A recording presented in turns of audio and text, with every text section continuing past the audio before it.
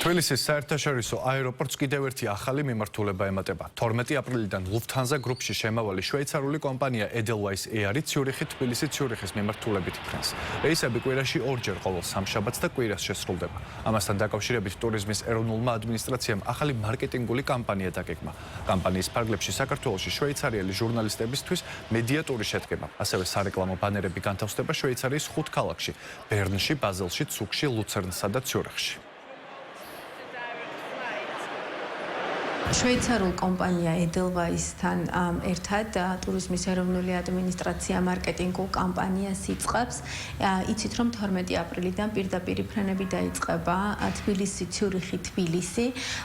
მარკეტინგული კამპანიის ფარგლებში მთელი წლის განმავლობაში ჩვენ მოვახდენთ საქართველოს პოპულარიზაციას, ვუმასპინძლებთ ჟურნალისტებს პრესტურის ფარგლებში, გვექნება მარკეტინგული კამპანიები, როგორც დიჯიტალ ციფრულ პლატფორმებზე, როგორც არის Instagram, YouTube, Facebook გვერდები, ასევე რა თქმა უნდა გვექნება გარე რეკლამები შვეიცარიის 4 დიდ ქალაქში, სადაც მოვახდენთ საქართველოს შესახებ ცნობადობის ამაღლებას და ვეცდებით, რომ საქართველოში ბევრად მეტი მოგზაური ჩამოვიყვანოთ ავიაკომპანია Edelweiss-თან ერთად. თბილისის მიმართულებით ფრენას აპრილიდან შევძლებთ და კვირაში 2 რეისი შესრულდება. მიმაჩნია, რომ ეს არის კარგი შესაძლებლობა, რადგან ამ დრომდე შვეიცარიიდან თბილისში ჩამოსვლა არ იყო ადვილი. თანაც ამ მიმართულებაზე მაღალი მოთხოვნა. მოუთმენლად ველოდები ამ რეისის ამოქმედებას.